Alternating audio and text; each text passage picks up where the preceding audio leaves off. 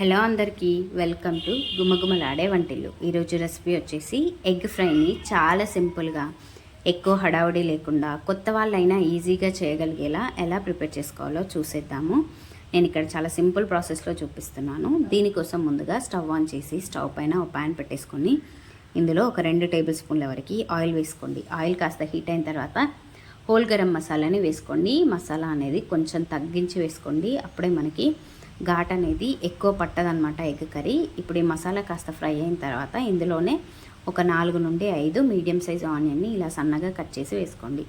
ఇప్పుడు ఇవి ఆయిల్లో బాగా కలిసేలాగా ఒక 2 నిమిషాలు బాగా కలుపుకుంటూ ఫ్రై చేసుకొని మూత పెట్టి ఒక 5 నుండి 6 నిమిషాల పాటు లో ఫ్లేమ్లోనే మగ్గనివ్వాలి. ఇలా ఒక 5 నిమిషాల తర్వాత తీసి చూస్తే మనకు ఆనియన్ అనేది ఒక 50% మగ్గిపోయి ఉంటుంది.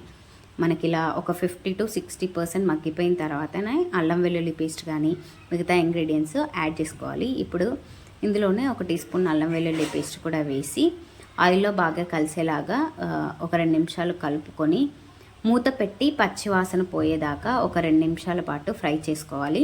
మనకు అల్లం వెల్లుల్లి పేస్ట్ పచ్చివాసన వచ్చింది అంటే కర్రీ మొత్తము అల్లం వెల్లుల్లి పేస్టే వస్తుంది. సో బాగా ఫ్రై చేసుకోవాలి.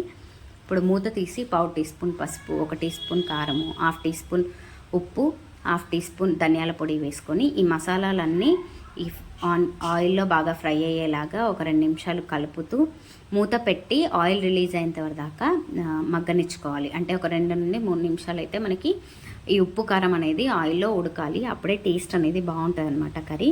ఇప్పుడు మూత తీసి ఒక 1/2 గ్లాస్ వరకు వాటర్ వేసుకోండి. అప్పుడే మనకి కర్రీ అనేది కొంచెం గ్రేవీ లాగా తగులుతుంది. ఇప్పుడు ఇవి మూత పెట్టకుండానే కొంచెం మీడియం ఫ్లేమ్లో అలా ఒక 2 నిమిషాలు మగ్గనివ్వాలి వాటర్ని. అప్పుడే మన మసాలాలన్నీ వాటర్లోకి దిగుతాయి. ఇప్పుడు మనం కావాల్సిన ఎగ్స్ కొట్టి వేసుకుంటే సరిపోద్ది.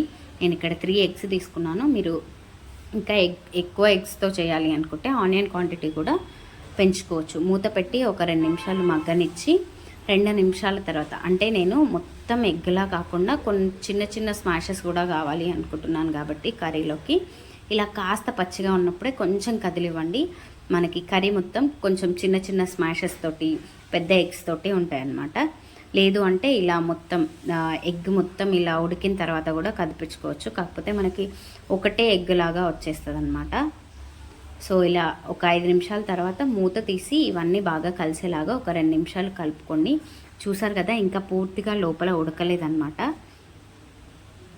ఇప్పుడు మళ్ళీ ఒకసారి మూత పెట్టి ఇంకో 5 నిమిషాల పాటు లో ఫ్లేమ్లో మగ్గనిచ్చాము అంటే మనకి కర్రీ అనేది లోపల దాకా మగ్గిపోయి ఉంటుంది. చూసారు కదా, ఆయిల్ కూడా రిలీజ్ అయిపోయింది అంటే మనకు కర్రీ రెడీ అయిపోయినట్టే. ఈ స్టేజ్లోనే మీరు ఉంటే కొత్తిమీరతో సర్వ్ చేసుకోవచ్చు. బట్ నా దగ్గర ఇక్కడ లేదని చెప్పేసి చూపించట్లేదు. అంతే అండి, చాలా సింపుల్గా చేసుకునే ఎగ్ ఫ్రై రెడీ అయిపోయినట్టే.